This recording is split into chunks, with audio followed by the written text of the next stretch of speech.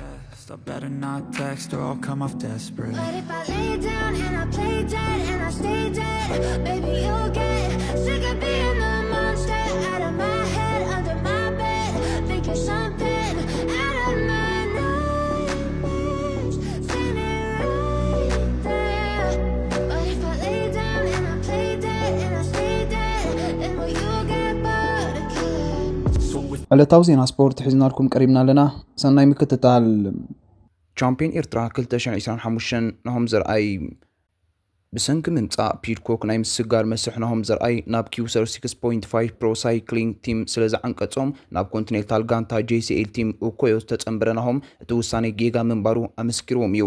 ኣብዛ ዓመት ጥራይ ሰለስተ ዓወት እሞ ከዓ ክልተ ኣብተን ንግስቲ መድረኽ ተሓንቲ ከኣም ኣብ ቻምፒዮን ኤርትራ ምዃኑ እቲ ውፅኢት በቐሊል ከም ዘይመጽኡ ዘርእየካ ናሆም ዘርአይ ከምቲ ቅድሚ ሕጂ ዝበልክዎ ኣብ መንጎ ናይ ጋንታ ጠለብ ክመጾ ተጸቢዩ እኳ እንተነበረ ርጉፅ ዝኾነ ዘረባታት ግን የለን እዚ ብዙሕ ምኽንያታት ክህልዎ ይኽእል ንሱ ግን ንግዜ ንግደፎም ምኽንያቱ እቲ ብቕዓት ኣቦቱ እዩ ዘሎ ናይ ካልኣይ እብረ ጾታ ንምስልሳል ተሓስብ ዘላ ጋንታ ናሆም ዘርአይ ካብ ጽባሕ ዕለት 14 ነሓሰ ጀሚሩ ን4 መድረኻት ዝኸይድ ዙር ቼክ ክሳተፍ እዩ ኣብዚ ብማልያም ቻምፒዮን ኤርትራ ወቂቡ ውድድሩ ከም ዝገብር ከረጋግጸልኩም ይደሊ እታ ጋንታ ከም ዝሓበረቶ እንተኮይኑ ነታ ጋንታ መሪሖማ ዝኣቱ አሌሳንድሮ ፋንሴሉ ከምኡውን ሳይሞነ ራካኒ ክኾኑ ከለዉ ናሆም ዘርአይ ኣብዚ ነዞም ክልተ ምሕጋዝዩ ክኸውን ሓደ ተስፋናም ኣብ ጂስ ዝነበረ ናሆም ዘርአይ ዓቕሙ ዘርእየሉ ናይ ጾታ ግዜ ከም በዓል መርሃ እውን ኣማኒኤልን ኣብ ምሕጋዝ ከየጥፎ የሰክፈካም ኣብ ጾታ ናሆም ልዕሊ እቶም መራሕቲ ዝሓሸ ግዜ ከም ዝሃርም ርግፀኛ እየ እቲ ጸገም ተሪፎም ኢልካ ንዕኦም ኣብ ምምጻእ ተሃልኩ ሃልኪም ዓብ ጽልዋ እዩ ዘለዎም ልክዕ ከምዛ ናይ ቱር ጃፓን ኣብታ መወዳእታ መድረኽ ዘጋጠመት ማለት እዩ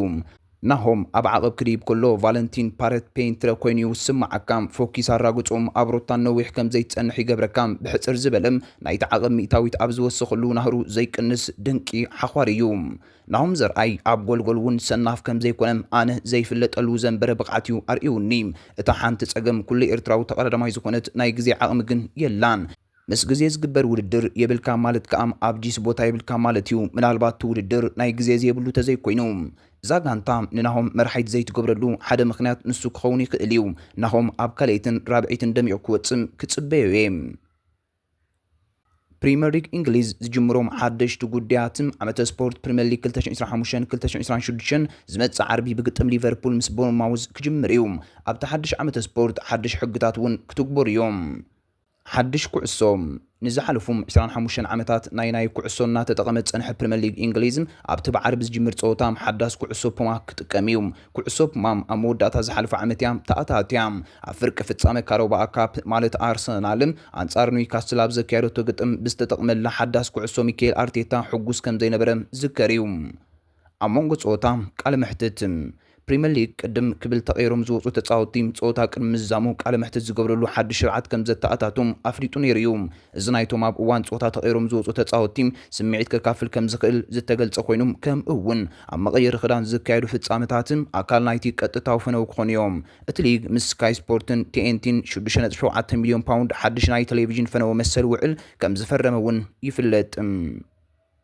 ሰሚም ኣውቶሜትድ ኦፍሳይድ ቴክኖሎጂ ፕሪምየር ሊግ እንግሊዝ ኣከራኸርቲ ዝኾኑ ካብ ጸወታ ወጻኢ ዝኾኑ ዘይንጹራት ምንቅስቓሳት ኦፍሳይድ ንምብላይ ቅድሚ ሕጂ ኣብ ተግባር ዘይወዓለ ንፈለማ እዋን ሰሚ ኣውቶሜትድ ኦፍሳይድ ቴክኖሎጂ ከተኣታትዩ እቲ ቴክኖሎጂ ብቪድዮ ዝተሓገዘ ዳኘት ወይ ቫር ክውሰን ዘይክእል ዘይንጹር ተግባራት ንምላይ ክውዕል እዩ ሕጊ 8 ካልእት ሓላውልዳት ኣብ መንጎ ጸወታ ንዝፍጠሩ ምቁራጽ ንምንካይ ሓለውቲ ውልዳት ልዕሊ 8 ካልእት ኩዕሶም ኣብ ኢሎም ከጽንሕዋም ከም ዘይብሎም እቲ ሊግ ዕላው ገይሩሎም ሓለውቲ ውልዳት ንልዕሊ 8 ካልእት ንኩዕሶም ኣብ ኢሎም እንተሒዞም ደያኑ ንናይ ማዕዝን ውቂዕቲ ወይ ኩርናዕ ናይ መጠንቀቕታ ብጫ ካርድን ናይ ምሃብ ሓላፍነት ክወስድዮም ናይ ቀንዲ ዋና ደያኑ መብርሂ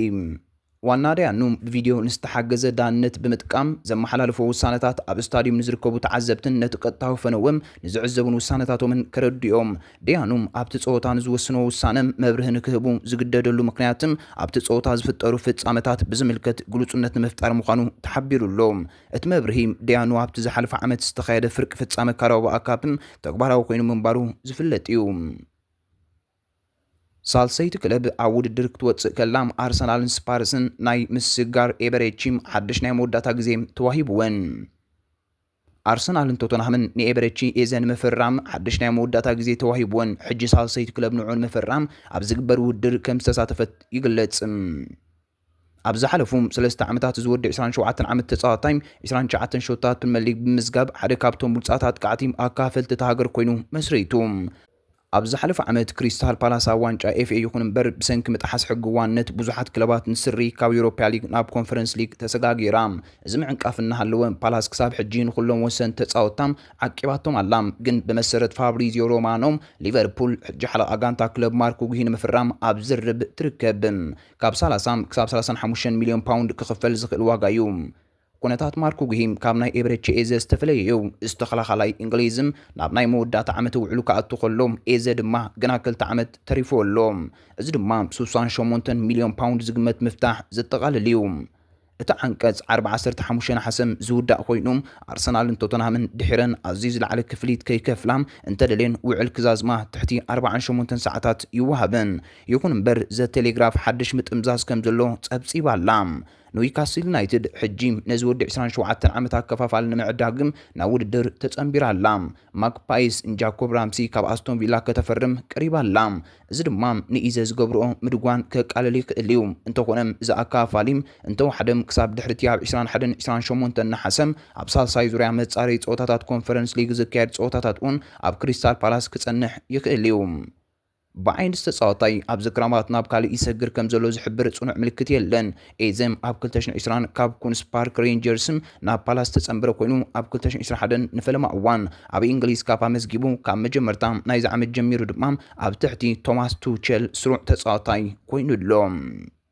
በመሰረት ጸብጻብ ዘጋርዲያን ምስ ኣርሰናል ወይ ስፓርስ ውዕል እንተተሰማሚዑም ኤዘም ናብ ጋነርስ መቕያር ይመርጽ። እታ ቅድሚ ኣብ 13 ዓመት ዕድሚኡ መፍትሑ ገለ ክፋል ናይ ንእስነት ህይወቱ ዘሕለፈላ ክለብ ድሒሩ ኣብ ፉልሃም ሪዲንግ ሚልዎልን ንግዚኡ ጸኒሑ እኳ እንተነበረም ኣብ 18 ዓመት ዕድሚኡ ግን ፕሮፌሽናል ውዕል ክረጋገጽ ብዘይምኽኣሉ ብኣናብስ ተፈቲሑ። ሪያል ማድሪድ ንኮኸብ ፕሪምየር ሊግ ብዙሕ ግዜ ብኣካል ድሕሪ ምርኣያ ስምባደ ክትገብር ድልውቲ ኮይና ኣላ። ሪያል ማድሪድ ኣብ ዝክራማት ምስ ሓሉ ዓበይቲ ክለባት ክትሓት ጸንሕም ላዕለዋይ ኮኸብ ፕሪምየር ሊግ ዶንግያ ክሰጋገር ተሓስብ ኣላ። ዓመተ ስፖርት 2025-2026 መዓልታት ጥራይ ተሪፉ ኣብ ዘሎ እዋን መብዛሕትአን ክለባት መብዛሕትአን ናይ ምስጋር ንግደን ጠቕሊሉን ክኾና ይኽእላ እየን። ሕጂ እውን ገለ ጋንታታት ክሳብ መስኮት ሓደ መስከረም ዝዕጾም ንጡፋት ክኾና ትጽቢት ይግበር። ሓያሉ ዓበይቲ ጋንታታት ኤውሮጳ ኣብ መወዳእታ ሰሙናት ልዑል ተጻውትን ምፍራም ዕላም ኣለወን። ሪያል ማድሪድ ነዊሕ እዋን መወዳድታ ጸንሐት ባርሴሎና ንዘውዲ ላሊጋ ክትፈታትን ኣብ እትዳለወሉ ዘላ እዋን ክሳብ ሕጂ ክትሕይል ኣብ እትጽዕራ ዘላ ሃገራት ሓንቲ ምዃና ይግለጽ። ብመሰረት ሓድሽ ጸብጻብ ቻምፒዮን እስጳኛ ትኩረት ኣብ ሓደ ፍሉይ ኮኸብ ፕሪምየር ሊግ ኣንቢራ ኣላ። ኣብ ኤፍኤም ተኸላኻላይ ማርኮ ጉሂም ዳግማይ ናብ ሊቨርፑል ክግዕዝ ምዃኑ ዝግለጽ ኮይኑ እዚ ሃገራዊት ጋንታ እንግሊዝ ናብታም ኣንፊልድ ክጽምበር ድሌት ከም ዘለዎ ጸብጻባት ይሕብሩ። ጉሂ ግን ኣብ ዝክራማት ካብ ሰልሃርስት ፓርክ ዝወፅእ እኮ ተጻዋታይ ክኸውን ኣይክእልን እዩ። በመሰረት ጸብጻብ ዘዴይል ሜይል ሪያል ማድሪድም ቅድሚ ናይ ምስጋር ግዜና ኣካፋሊ ኣዳም ዋርተን ንምስጋር ተሓስብ ኣላ። እዛ እስጳኛዊት ክለብ ኣብ ጸወታታት ፓላስ ኣብ ትሪቡን ቀጻሊ ህላው ክትጻወት ጸኒሓ እያ። ንብቕዓት ናይ ዝውድእ 21 ዓመት ተጻዋታይ ክትከታተል ጸኒሓ እያ። ሊቨርፑል፣ ማንቸስተር ዩናይትድን ማንቸስተር ሲቲን እውን ይከታተልኦ ከም ዘለዋ ይንገር።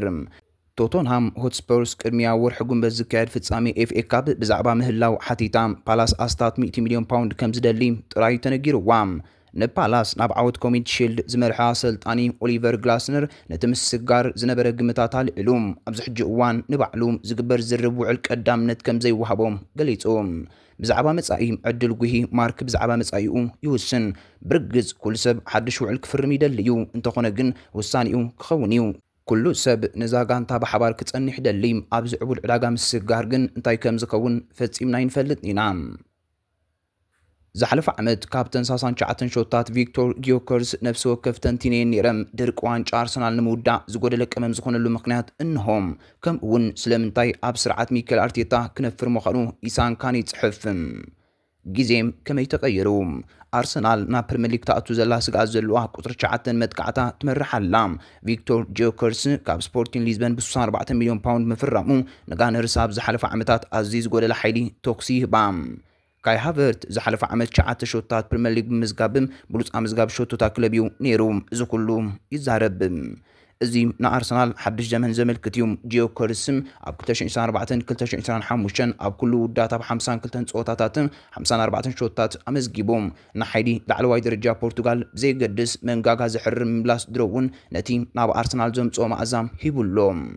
ዝወዲ 27 ዓመት ተጻዋታይ ዝሓለፈ ወርሒ ኣብ ሆንግ ኮንግ ኣንጻር ቶተንሃም ኣብ ዝገበሮም ናይ መጀመርታ ፀወታ ክልተ ምትንኻፋት ጥራይ ን10 ደቂቕ ስእ ዝበለ ካሜራ ኣካይዱ። ምዝ ኩሉ ግን ዝሽወደናዊ ጥቃዓይ ከቕርብ ከም ዝኽእል ምልክታት ዝሓለፈ ሰሙን ኣንጻር ኣትሌቲክ ቢልባኦ ኣብ ቅድሚት ተራእዩ። ዴይሊ ሜይል ስፖርት ዝሓለፈ ዓመት ጂዮከርስም ኣብ ሊግ ዘመዝገባ 39 ሾታት ብምትንታን ኣርሰናል ነቲ ሓድሽ ኣጥቃዓ ብኸመይ ብዝበለፀ ክትጥቀመሉ ከም እትኽእል ገምጊሞም። ኣሰልጣን ኣርሰናል ሚካኤል ኣርቴታ ኣንጻር ኣትሌቲክ ሾቶ ድሕሪ ምዝጋቡ ንክልቲኦም ማእከላይ ተኸላኸልቲ ፒን ይገብሮም ይክብል ኣጠንቂቑ። ሓደ ኣንጻር ሓደ ቦታ እንተገዲፍካሉ ከጥፋኣካዩ፣ ስለዚ ብዙሕ ቦታ ክፈጥረልና እዩ። ኣብ ዝኾነ ኩነታት ኣብኡ ሾቶ ከመዝግብ ዝኽእል ተጻዋታይ ኣሎ። እቲ ድሌት ምጥፋእን ካብ ዝኾነ ኩነታት ሾቶ ምዝጋብን ካብቲ ኣብ ፖርቱጋል ዘመዝግቦ ሾቶታት ክረኢ ይከኣል። ምስኖኒ ማልኮን ፍላሪን ባልጎንን ዝሰርሕ ሓደ ቴክኒካዊ ኣሰልጣኒ ሳውል ኢሳቅሶን ሃርስትም ነዚ ጥቃዓይ ንኣርሰናል ጽቡቕ ማዕ ምዃኑ ይርእዮም። ንሱም ንዴይሊ ሜይል ስፖርት ኣብ ዝሃቦ ሓበሬታም ጊዮከርስ ቁሩብ ሙሉእ እዩ፣ ናይ ብሓቂ ሓያልዩ ቁልጡፍ እዩ፣ ስለዚ ኪኖ ምክልኻል ክወይ ይኽእል፣ ፀወታ ክሕዝ ይኽእል፣ ምስ ኩዕሶ እውን ክጓዓዝ ይኽእል። ኣርሰናል ኣብ ዝሓለፈ 2 ዓመታት ዝጎደልቶ ኣውት ኤንድ ኣውት ቁጥሪ 9 እዩ። ስለዚ ኣብ ሳንዱቕ ተሓርገጽ ኮይኑ ነተን ናይ መጀመርታ ግዜ ዛዘማ ሾቶታት ከመዝግብ ዝኽእል ሰብ እዩ። ኣርሰናል ኣብ ሰፊሕ ከባቢታት ማእከል ሜዳ ረኺባ ኣላ። ሙሉእ ተኸላኸልቲ ድማ ኣበርክቶ ገብሩ ይኽእሉ እዮም። ሕጂ ግን ካብ ዋላ ሓንቲ ሾቶ መዝጊቡ ነተን ዕድላት ክውድእ ዝኽእል ሰብ ኣሎ። እቲ ሰብ ኣብ ላዕሊ ምህላውን ነቶም ተኸላኸልትን ቦታን ብምሓዝም ነቶም ኣብ ከባቢኡ ዘለዉ ጥቃዕቲ ዝያዳ ቦታ ክህቦም እዩ። ጋነርስ ንፍጹም ቅላዕ ንምቕያር ተቓሊሰያ ዝሓለፈ ዓመት ኣብ ኩሉ ውዳት ካብ ዝተሸለማ 8 ሾቶታት 4 ጥራይ መዝጊባ 5 ዝተፈላለዩ ተቐበልቲ ተጻወትቲ ተጠቒማ። ጂዮከርስ ህድኣትን ቁኑዕነትን የምጽዩ። ዝሓለፈ ተርም 12 ስፖርት ኪክስ ኣመዝጊቡ 5 የማን 7 ጸጋም። ስለዚ ኣብ ዝመጽእ ጋነርስ ሓንቲ ክትዕወት ከላ ኩዕሶ ክሕዝ ትጽቢት ግበር። ካብተን 25 ክፉት ፀወታ ዘመዝገባ ሾቶታትን 8 ካብ ወጻኢ ኣብ ጸጋማይ ሽነኽ ዝሃርማ ሾቶታት ዘጠቓለላየን። مستن مبزحت وجزيم أنصار جانرز بتحط بلوك تصاوت جانتات مليجم عزيز وحد بوتا كوهابو يوم انتقونا جن جيوكرسم مسمرات مسبارن نابس أجام نايم الزوار نتاويم زخونة كلت فلي فلي يوسق اللوم أقداس النساكام مبزحت وجزيم أرسنال أبتاي وانا يشنخ تصوتام أمتكام كتمركسي جبرام إزد ما ميزانا شون كل اللي جبرام نعبنت أبز حلف عمتها بريمير ليج أرسنال أب يمانا يشنخ 4 سنين مئتاويت نايم تقع متنخافات كتجبر كلام أبز أجامع يشنخ جن 3 سنين مئتاويت زد ما أتيبت أجامع يشنخ سرح زنبرم جابريل مارتينيلي توسخ بوتاهي بوم انتقونا جن جانتات مبزحت وجزي انتو حدا كلت تتصاوت تيم أبساكا قميتن نتحرجا بخال وجن بموسادن عقباتين نيرن جوكرز بدحريت بملوك مجاين بمقراتن زسقو سقات جن نأمرو تخلق التيم يشرشر كاب كبابي ريحقوم زكاير زلو قلطف من قصاصا مكتال مرقز يوم ملوك بملوك كسوني اليوم ويس كاب شوتو كوتسو يكو اليوم بزبل تسفان دحريتكم اللسوم رقز انياتا تايكونون ود 10 عمد جيوكرز كاب شورناويت كلب نا برايتن تتصنبيرو اب بريمير ليج حنت دقيقون اي تتصاوتن بتخطاطالي بلقحت لايكم ناب كوفنتري كرمسغارو اب كلت عمتات 4 شوتا تشامبيونز ليج امزغيبوم مس جيوكرز اب برايتن سرح منچين ديل ميل سبورت اب زهابو حبريتام اتازفت واغانتا كاب صقم كتوصيام زي منالبات كاب برايتن استماره مداي كخون يخليوم مخنياتوم اب ماكل انتحتي اب ارون كونلي نخسمامع بصقام كتصاوت تغيروم جيوكرز قصر 9 خوينو أما أكل تحتي بزح عد الرقيبهم أي فلتن أرسنال نمجات امتى نمزرجح نقطر 10 تجلباتي كنفن بوتان مفتقرن كما أكل تحتي حيال جويز اللي يعني يمثلنيم نسوم جيوكرز جويز لزقنا كم أخجبر يقليهم إذن حدا بعتات صوتو ترايوم أبعد إنجليز دمام كم تبنات نتكتكملو زي كل بعتها يوم بمأكلين أبت كبابن بوتام حزوني فتوم زحلف عمتا وشتو صندوق تصاوت تيم أبتيس عدد شعتنت بحد متنخفا زوسد وقينوم زر ما مسح مشنت بحد هافرتس صبو كوادا دريوم أبزيو زشولنا وزيادة صلواز هلوام بسن كتحط بلوك سيت أب بدحر مكلخال نايمو جاي عدلو وحد يوم كابتن أبليك زمز قباه 3 شعتن شوتاتم اتن 10 تحركو عصوم أو وشتو صندوق مستقبله زمز أخوينن بزحت نايك قدم تمرتت كعتين بحريا وليتات زرقاين أبتقام بوست دارتس تو بوك كم أون روسون حدا متنخاف مززام اتمنج وسيكم أب أرسنال مأكلاي درجة كتن حلوهم مخنياتو حالات قفح تصاوت سلازل لوام أبوتا أكاعتو أي تدلني كام ንፉዕ ተጻዋታይ ስለ ዝኾነ ዕድላት ክረክብ እዩ ሸቶውን ክረክብ እዩ ኣርሰናል ከምኡ ዓይነት ተጻዋታይ ስለ ዘይብላ ጽቡቕ ገይሩ ክሰማማዕ እዩ ሕጂ በኣእምሮ ካብቲ ኣብ ብራይተን ዝነበረ ኣዝዩ ዝሓየለ እዩ ሽዑም ወዲ 19 ዓመት ነይሩ ካብ ሽወደን ዝመጽእ ናይ ወጻኢ ሊግ ርእሰ ተኣማንነት ክፈጥር ስለ ዝነበሮም ኣብ ብራይተን ከምኡ ይረከበን ኣብ ርእሱ ጥርጣርታት ነበሮም ሕጂ ኣተሓሳስቡ ዝተፈላለየ ምዃኑ ትሪእዎ ኣለኹም ሕጂ ሰብኣይ እምበር ወዲ ይኮነን ወላ እኳ ርእሰ ተኣማንነት ዘለዎ ተጻዋታይ እንተኾነ ጽቡቕ ምጅማር ግን የድልዮም 5-6 ጾታታት ብዘይ ሸቶ እንተኸይዱ ሓቀኛ ባህርያቱ ክርአ እዩ እቲ ሓቀኛ ፈተና እዚዩ ክኸውን ኢሉ መለሰሉ ኣርቴታ ነዚ ጥቃዓይ ብኸመይ ከም ዝጥቀመሉ ምስቲ ፔፕ ጓርዲዮላ ቅድሚ 3 ዓመት ዝረኽቦ ኩነታትም ገለ ተመሳሳልነት ኣለዎም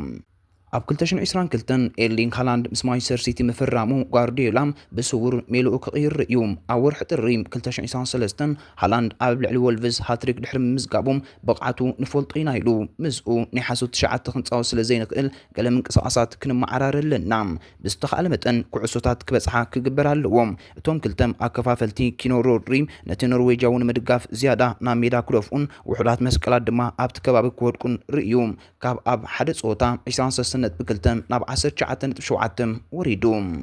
ሃላንድ እውን ዘቕረቦ ነገር እንተሃልዩ ንማእከላይ ተኸላኸልቲ ናይ መሓዝ ዓቕሚ ኮይኑ ካልኦት ከም በዓል ፊል ፎደን ዝኣመሰሉ ጥቃዕቲ ተጻወትቲ ክጓዩ ብድሕሪት ቦታ ይፈቅድ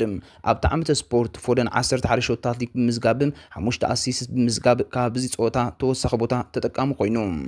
ጆከርስ እውን ከምቲ ኖርዌጃዊ ቁመት ዘይብሉ ኮይኑ ብተመሳሳሊ ዱልዱል ኣካላዊ ቅርጽነታዊ ዝጎና ምፍንጃር ናህርን ኣለዎም እዚ ድማ ንተኸላኸልቲ እንድሕሪት ፒንክ ገብር ድሕሪት መስመር ክዝርግሕን ንኸም በዓል ማርቲን ኦዲጋርድ ዝኣመሰሉ ዝያዳ ፈጥር ተጻወትቲ ኣርሰናል ጅባታት ክፈጥርን ይኽእሎም ዝሓለፈ ሰሙን መወዳእታ ተመሳሳሊ ቅዲ ክርአ ይኽእል ነይሩ ብፍላይ ማዱኤከም ኣብ ዕረፍቲ ኣብ ዝኣተወሉ እዋን ካብ ማርቲኔሊ ናዕሊ ቀጥታዊ ስለ ዝኾነ ጂዮከርስም ኣብቲ ከባቢ ንምርካብ ብቐጻሊ ይጽዕር ነይሩ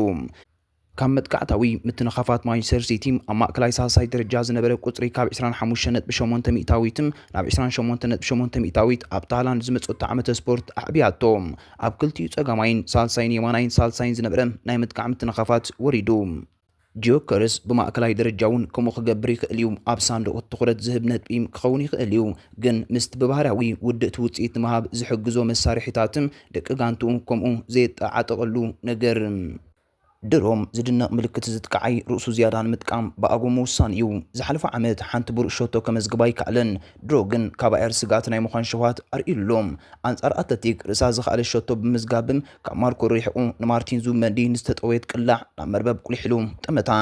ኣብ ድሕሪኡ ጾታውን ብቫይዲንግ ርእሲ ሸቶን ሓንቲ ልዳት ወቂዑ እዚ ጥቃዓይ ኣርሰናል ዝጎደለቶ ኩሉ የቕርብ ሸቶታት ናይ ምዛም ባህርያት ድሌት ከምኡ እውን ፍጹም ቁላዕ ሳንዱቕ ኖስ ብሓቂ ንምዝራብ ጋነርስ ንመወዳእታ ግዜ ኣብ 3 ተኸታተልቲ ዓመታትን ካልአይቲ ኮይና ክትዛዝም ከላ ኣብ 2004 ዋንጫ ሊግ ኣልዒላ ድሕሪ ናይ 21 ዓመት ምጽባይ ምምጻእ ጂዮከርስም ኣብ መወዳእታ ኣርሰናል ካብ መስመር ንላዕሊ ዝደፍእ ዝጎደለ ቁራጽ ክኸውን ይኽእል እዩ ማርኮስ ራሽፎርድ ኣብ ፖድካስት ዘ ሬስት ኢዝ ፉትቦል ኣብ ዝተራእየሉ እዋን ዝኾነ ይሓሰበን ዴይሊ ስታር ስፖርት ድማ ነቶም 6 ዓበይቲ ቦምባታት ትዕዘባላ ማርኮስ ራሽፎርድ ኣብ ፖድካስት ዘ ሬስት ኢዝ ፉትቦል ኣብ ዝነበረሉ እዋን ብዛዕባ ማንቸስተር ዩናይትድ ምስ ተሓተተም ዝኾነ ይሰሓበን ወዲ 27 ዓመት ራሽፎርድ ኣብ ዝሓለፈ 6 ኣዋርሕ ኣብ ትሕቲ ሩበን ኣምሪም ንኣስቶን ቪላ ብልቃሕ ሓዊሱ ድሕሪ ዕግርግር ድሕሪ መጽናሕም ኣብ ዝክራማት ብልቃሕ ካብ ቀይሕ ቲም ወፂኦም ከምኡ እውን እዚ ማንኩንያዊ ሕጂ ኣብ ባርሴሎና ቀዋሚ ክገብሮም ኣመራጽ ስለ ዘለኦም ንዩናይትድ ከፊትሎም እዚ ወዲ 27 ዓመት ተጻዋታይ ኣንፈታ ክለብ ብምንቃፍ ምስታብ ቀጻሊ ኩነታት ምስጋር ምስታ ክለብ ዓወት ክጽበም ከም ዘይትክእል ተኣሚኑ በቃም ትላመድ ዕውት ጋንታ ርዩኒ ፈርጊ ሓላፊ ኣብ ዝነበረሉ እዋን መትክላት ቀዳሚት ጋንታ ጥራይ ዘይኮነ ሙሉእ አካዳሚ ካብ 15 ዓመትን ልዕሊኡን ተጻወትቲ ክትመርጽ ምእንቲ ዝተዳልወም እዚ ሙሉእ ወለዶ እዩ ክብል ራሽፎርድ ተቆጢዑ ኩሎም ድማ ብናይ ማን ዩናይትድ መንገዲ ምጽዋት መትከላት ምስተረድእዎም ሓቀይ ምስ ዝኾነ ዝተወሰነ ግዜ ዕውት ዝኾነት ጋንታ ትሪኦም ዝኾነ ዝኣቱ ሰልጣኒ ዝመስሉ መትከላት ኣለዎም ዝኾነ ተጻዋታይ ዝኣቱ ምዞም መትከላት ክሳማዕ ኣለዎም ወይ ድማ ነዚ መትከላት ክውስኽ ክኽእል ኣለዎም ኣብ ገለ እዋናት ግን ዩናይትድ በቃ ዝነበረት ኮይኑ ይስማዓኒ ንዓወት ጠሚና ኣለና ስለዚ ኩሉ ግዜ ክንላመድን ምስ ስርዓት ዝተሳምዑ ተጻወት ከነፈርምን ክንፍትና ግን ግብረ መልሲ እዩ ራሽፎርድ ካብ ናይ ነዊሕ ግዜ ኣንፈት ዘይምህላው ቀፂሉ ኣብ ሬድ ዴቪልስ ዝተገበረ ትፅቢት ፖፕ ክትወስድ ክኢላ